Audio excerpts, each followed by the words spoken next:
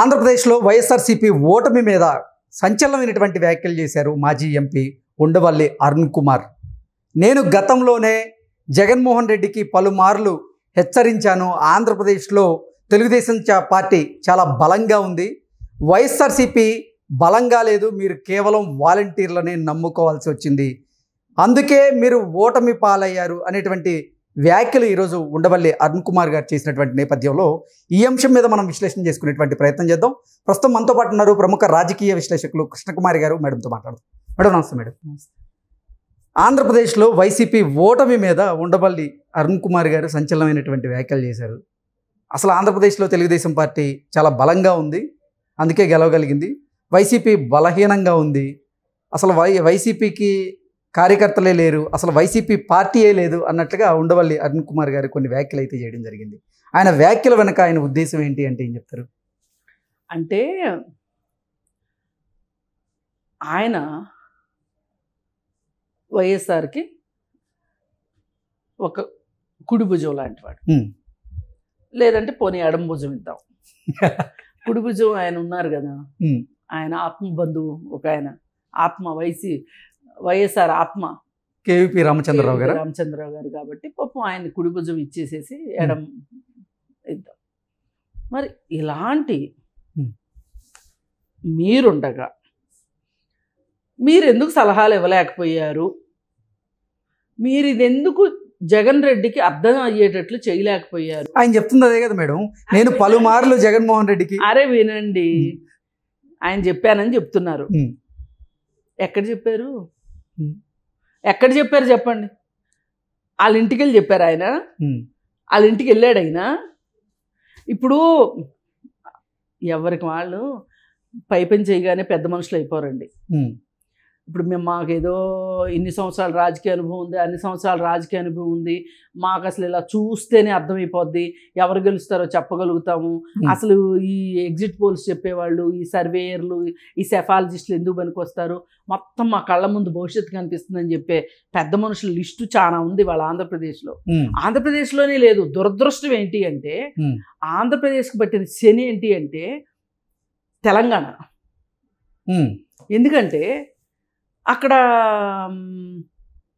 ఉన్న రాజకీయ సలహాదారులు ఉన్నారు కదా, సలహాదారుల్లో సగం మంది తెలంగాణ వాళ్ళు. అవును.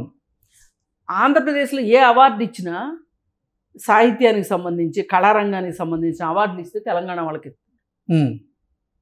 సాక్షాత్తు ఆయన రాజకీయ మీడియా సలహాదారు తెలంగాణ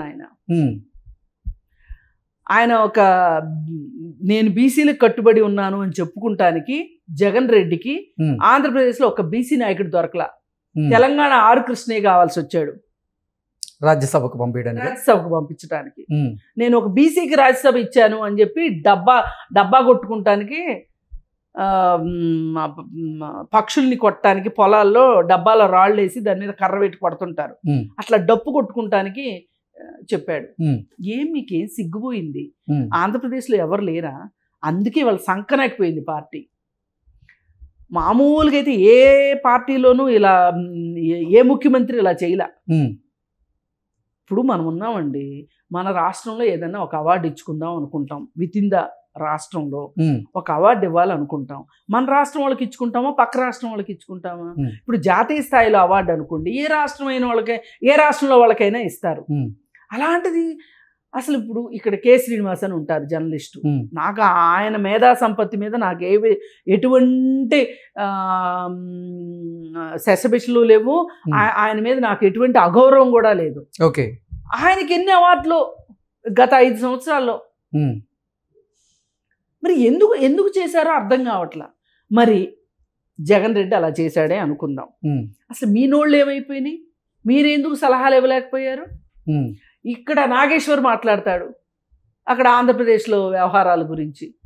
మొన్నటికి ఎవరో ఒక పోస్ట్ పెట్టారు, ఓకే, ఏంటంటే అయ్యా దయచేసి మా ఆంధ్ర వైపు మీరు చూడకండి, మా ఆంధ్ర గురించి మాట్లాడకండి, మీకు 100 నమస్కారాలని పెట్టారు. అంతటి దాకా వీళ్ళు ఎందుకు ఇంత చెలరైపోయారో నాకు అర్థం కావట్లేదు. ఇప్పుడు తెలకపల్లి రవి ఉన్నాడు, వీళ్ళంతా కలిసి ఐ డ్రీమ్స్లో కూర్చొని అసలు నాగేశ్వర గారికి అయితే అసలు ఐ డ్రీమ్స్ పని కూడా లేదనుకోండి, అది వేరే విషయం. ఆయన సొంత ఛానల్లో కూర్చుని చెప్తా ఉంటాడు, లేదు అనుకుంటే టీవీ 10లో మాట్లాడతాడు, ఎవరైనా ఇంటర్వ్యూలు తీసుకుంటే చెప్తా ఉంటాడు. అసలు మీ అందరికీ ఏంటి పని నాకు అర్థం కాదు. ఆంధ్ర మీద ఇంత ఈ జగన్ రెడ్డి ఉంటేనే అది ఒక భూతల స్వర్గం లాగా ఉంటుంది. ఆంధ్ర ప్రజలకు ఏదైనా మోక్షం రావాలి అంటే జగన్ రెడ్డి ఉండాలి అని మీరు కక్ష కట్టి కంకణం కట్టుకొని జగన్ రెడ్డిని నిలబెట్టడం కోసం జగన్ రెడ్డే 30 ఏళ్ళు సీఎంగా ఉంటే గానీ ఆంధ్రప్రదేశ్ బాగుపడదు అనే రీతిలో మీరు మాట్లాడారు అంటే అసలు మీకు ఒకవేళ చంద్రబాబు నాయుడు వస్తే మీకు వచ్చిన బాధ ఏంటి? అసలు ఎవరైనా రావచ్చు కదా, ఏ రాష్ట్రంలో ఎవరైనా రావచ్చు కదా. 4 పార్టీలు ఉన్నప్పుడు ఏదో ఒక పార్టీ రావచ్చు.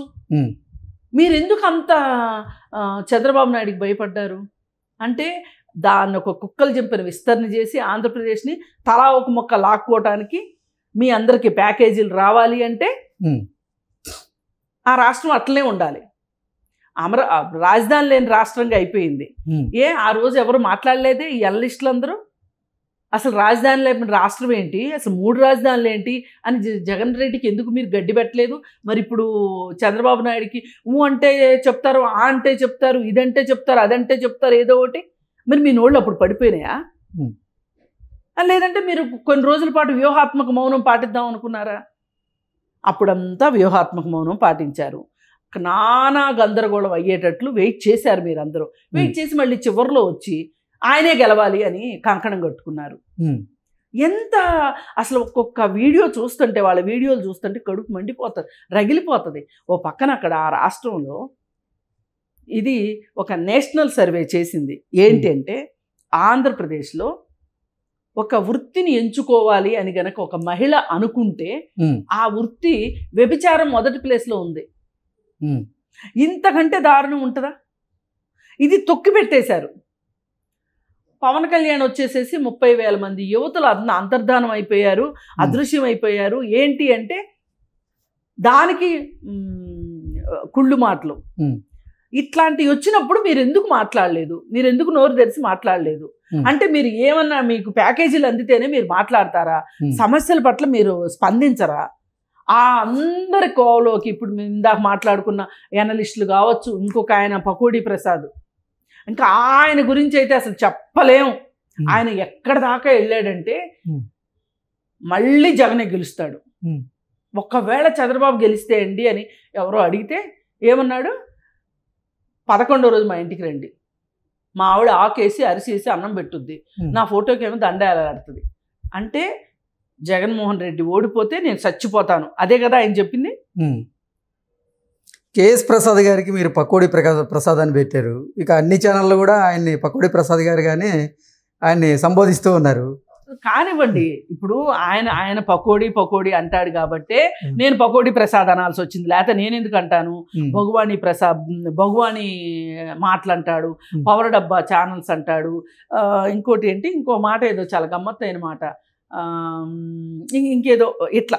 అంటే నేను ఎందుకు అంటున్నానంటే మనము ఒక సీరియస్ విషయం మాట్లాడేటప్పుడు, ఒక సమస్య గురించి మాట్లాడేటప్పుడు ఆ సమస్యని మనం అర్థం చేసుకోవాలి, ఆవాహన చేసుకోవాలి. అదే సమస్య మనకు వస్తే మన స్పందన ఎలా ఉంటుంది, మనం ఎలా ఫీల్ అవుతాం, మన రియాక్షన్ ఏంటి అన్నట్లుగా ఉంటే మనం ఆ సమస్యని కరెక్ట్గా అర్థం చేసుకుని ఆ సమస్యలో ఉన్న వాళ్ళ బాధను అర్థం చేసుకుని ఈ సమస్య నుంచి వాళ్ళు బయటికి రావటం ఎట్లా అని మనం ఆలోచిస్తాం. కానీ ఎంత సీరియస్ విషయానికైనా సరే ఒక కామెడీ చేసేసి ఒక సర్కస్ చేసేసారండి ఆంధ్రప్రదేశ్ సమస్యల గురించి. కేవలం ఒకటే, వీళ్ళు కావాలనుకున్న వ్యక్తి గెలవాలి. అక్కడ గెలవాలి, జగన్ రెడ్డిని గెలిపించడం కోసం వీళ్ళు ఎంత కామెడీ చేయాలో అంత కామెడీ చేశారు. నిన్న నేను ఒక వీడియోలో చూశాను, ఇతనికి ఉప ముఖ్యమంత్రి ఇవ్వడం వెనక పవన్ కళ్యాణ్కి ఒక ఎనలిస్టు అంటే ముఖ్యమంత్రితో సమానమైన అధికారాలు ఉంటాయా అని అడిగాడు. ఇప్పుడు అడిగేవాళ్ళు కూడా, యాంకర్స్ కూడా అరకొర తెలివితేటలతోనే ఉంటున్నారు ఈ మధ్య. ఈ సోషల్ మీడియా ఎక్కువైపోయిన తర్వాత ఈ అడిగే వాళ్ళకు కూడా అంత జ్ఞానం ఉండట్లేదు. అంటే జ్ఞానం అంటే వేరేగా అర్థం చేసుకోండి, పరిజ్ఞానం ఉండట్లేదు. ఈ ఉండక ఆయన ఆ పిచ్చి ప్రశ్న వేశాడు. వేస్తే ఇక అతన్ని వేళాకాలం ఆడాడు నాగేశ్వర్ గారు. వేళాకోళం ఆడి అంతా అయిపోయిన తర్వాత ఎక్కడైనా సరే ఒక 2 శక్తులు ఉన్నప్పుడు 2 శక్తులకి సమాన ప్రాతినిధ్యం ఇవ్వాలి అనుకున్నప్పుడు ఒక ఉప ముఖ్యమంత్రి లేదా ఒక ఉప ప్రధాని అనే ఒక అంశం వస్తుంది అని చెప్పారు. ఇంతవరకు బాగానే ఉంది. 1కి 4 సార్లు కాంగ్రెస్ వాళ్ళని తెలుగుదేశం వాళ్ళని విమర్శించడం తప్పితే ఆయనకి వేరేది కనిపించలేదండి నాకు. రేవంత్ రెడ్డి బట్టి విక్రమార్క చుట్టూ తిప్పారు, 2 పోటీ పడ్డారు కాబట్టి అలా జరిగింది. మరి ఆంధ్రప్రదేశ్లో ఇప్పుడు పవన్ కళ్యాణ్ తోటి చాలా పనులు ఉన్నాయి, అవసరాలు ఉన్నాయి కాబట్టి పవన్ కళ్యాణ్ని ఉప ముఖ్యమంత్రిని చేశారు. అప్పట్లో వాజ్పేయి కన్ను అద్వానికి గొడవలు వచ్చినాయి కాబట్టి ప్రధాని ఉప ప్రధాని అన్నారు. మరి ఇన్ని చెప్పిన వాళ్ళు ఇక ఆఖరిలో నాలాంటి వాళ్ళు ఎవరో అక్షంతలేస్తారేమోనన్న ఒక ఉలికిపాటుతోటి ఈ వీడియో అంతా అయిపోయిన తర్వాత చివరిలో ఆఖరి ముక్కగా నేను ఆ వీడియో పట్టి చూస్తున్నా. ఈయన అసలు నిన్నగాక మొన్న జగన్ రెడ్డి ఉప ముఖ్యమంత్రులు 5గురికి ఇచ్చాడు కదా, దాని సంగతి చెప్పడేంటి ఈయన అనుకుంటున్నా. ఇక ఆఖరి క్షణంలో బాగా మేధావి కదా ఆయన, అందుకని చెప్పి ఆఖరి క్షణంలో జగన్ రెడ్డి చేసిన దాని గురించి చెప్పాడు. ఏదైనా మీరు ఒక విషయం చెప్పాలి అనుకున్నప్పుడు ఒక ఉప ముఖ్యమంత్రి ఇచ్చిన దానికన్నా అది పెద్ద హాస్యాస్పదమా, 5గురు ఉప ముఖ్యమంత్రులను ఇచ్చింది హాస్యాస్పదమా? మీరు అసలు ఫస్ట్ కోట్ చేయవలసింది ఎవరి గురించి? జగన్ గురించి కూడా కోట్ చేయాలిగా. అందరినీ తిట్టండి మీరు. మీకు ఎనలిస్ట్గా మీకు ఆ స్వేచ్ఛ స్వాతంత్రం ఉన్నాయి. మనం అసలు ఒక పార్టీలో పనిచేయట్లేదు, ఒక పార్టీ స్పోక్స్ పర్సన్స్ కాదు కాబట్టి మనకు ఆ లిబర్టీ ఉంది, మనకు ఆ లెవరేజ్ ఉంది. మనం ఆ పార్టీని తప్పు అనిపించినప్పుడు ఆ పార్టీది మాట్లాడగలం, ఈ పార్టీ తప్పు అనిపిస్తే ఈ పార్టీది కూడా మనం మాట్లాడగలం కదా. మనకు అంత ఉన్నప్పుడు మనం ఎందుకు ఒకళ్ళ వైపే వత్తాసు పలకటం ఎందుకు, ఒకళ్ళ వైపే మాట్లాడటం ఎందుకు? అసలు మనకి ఈ విధమైన అర్ధ సత్యాల వెంట జర్నలిస్టులు ఎనలిస్టులు పరిగెడితే ఈ ప్రజలు ఏమైపోతారు? ఇక్కడే ఈ ఉండవల్లి అరుణ్ కుమార్ కూడా 100% బుక్ అయిపోయాడు. ఇప్పుడు నేను ఎప్పుడో చెప్పానంటాడు. ఎలక్షన్ల ముందు ఎవరన్నా చెప్పారా జగన్ ఓడిపోతాడు, ఈ కారణాల చేత జగన్ ఓడిపోతాడు అని చెప్పి ఎవరన్నా చెప్పారా? అసలు మాకు ఎనలిస్టులు కూడా అర్థం కానంత జరిగింది, ఎవరో చెప్పలేకపోయారు. ఆఖరికి నేను ఎంతో మేధావిని, నేను కూడా చెప్పలేకపోయాను అని చెప్పి నాగేశ్వర గారు కూడా అంటున్నారు. మరి కేకే సర్వేని ఏమంటారు? కేకే సర్వే జనాల్లో ఉండి చేశాడు కాబట్టి కేకేకి అర్థమైంది. మీరు హైదరాబాద్లో ఎక్కడో కూర్చొని ఏసీ రూముల్లో కూర్చొని మీకు తాడేపల్లి నుంచి స్క్రిప్ట్లు వస్తుంటే మీరు చెప్పే మాటలు ఇట్లాగే ఉంటాయి. జనాల్లో ఉన్నాడు కాబట్టి అతను కరెక్ట్గా చెప్పగలిగాడు. మరి ఉండవల్లి అరుణ్ కుమార్ కూడా అంటే ఎందుకు వీళ్ళంతా ఇప్పుడు ఎందుకు మాట్లాడుతున్నారు అంటే, వీళ్ళు వైసీపీకి సపోర్ట్ చేశాడు, అవునన్నా కాదన్నా ఉండవల్లి. మరి నువ్వు సపోర్ట్ చేసిన వైసీపీ పార్టీ ఇంత ఘోర పరాజయం పొందింది ఏంటి అని ఎక్కడ విలేకరులు అడుగుతారోనని ఆయన ముందు జాగ్రత్త చర్యగా ప్లేట్ ఫిరాయించి ఇలా మాట్లాడుతున్నారు. ఇప్పుడు ఎనలిస్టులు కూడా అదే మాట్లాడుతున్నారు. మాకు అర్థం కాలేదు, జనాలు మమ్మల్ని తప్పుదో పట్టించారు, అసలు ఏమాత్రం అర్థం కానివ్వలేదు జనాలు, మాకు వేరేలా అర్థమైతే వేరేలాగా చేశారు, ఓట్లు వేరేలాగా వేశారు, ఇవన్నీ మాట్లాడి జనాల మీద పడి ఏడ్చేవాళ్ళు కొంతమంది, జగన్ మీద పడి ఏడ్చేవాళ్ళు కొంతమంది. ఈ మాటలు మాట్లాడేసి మేము కరెక్ట్గా ఉన్నాం అని వాళ్ళ సెల్ఫ్కి వాళ్ళు చెప్పుకుంటున్నారు. నేను చేసింది తప్పు కాదు. ఈ జగన్మోహన్ రెడ్డి పాలనలో ఆ రాష్ట్రం అన్యాయం అయిపోతే ఆ అన్యాయం అయిపోయిన దాంట్లో మా భాగం లేదు, మా వంతు లేదు అని చెప్పుకోవాలని చూస్తున్నారు ఇప్పుడు.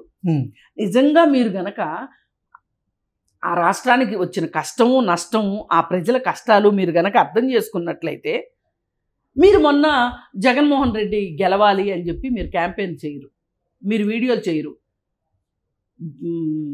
చంద్రబాబు నాయుడు రాకూడదు అని చెప్పి మీరు మాట్లాడరు. మీరు ఎందుకు మాట్లాడారు అంటే అక్కడ ప్యాకేజ్ తీసుకున్నారు కాబట్టి మీరు జనాలకి ద్రోహం చేయడానికి మీరు సిద్ధపడ్డారు. అసలు కోడి కూయవలసింది జర్నలిస్టులుగా మనమే ఫస్ట్. మనకి జనాల నాడి అర్థం కావాలి. జనాల సమస్యలు మనకు అర్థమైతే వాళ్ళ నాడి మనకు అర్థం అవుతుంది. వాళ్ళ సమస్యని అర్థం చేసుకున్నప్పుడు వాళ్ళు ఏం ఫీల్ అవుతున్నారో మనకు అర్థం కానప్పుడు మనలో ఒక ఆలోచన ఎలా వస్తుంది, మనం ఎలా చెప్పగలుగుతాము. అందుకని వీళ్ళందరూ ఏంటంటే వీళ్ళ చేతికి అంటిన రక్తాన్ని, రక్త మరకల్ని కడుక్కోవటానికి ఇప్పుడు చాలా జగన్కి వ్యతిరేకంగా మాట్లాడుతున్నట్టు నటిస్తున్నారు.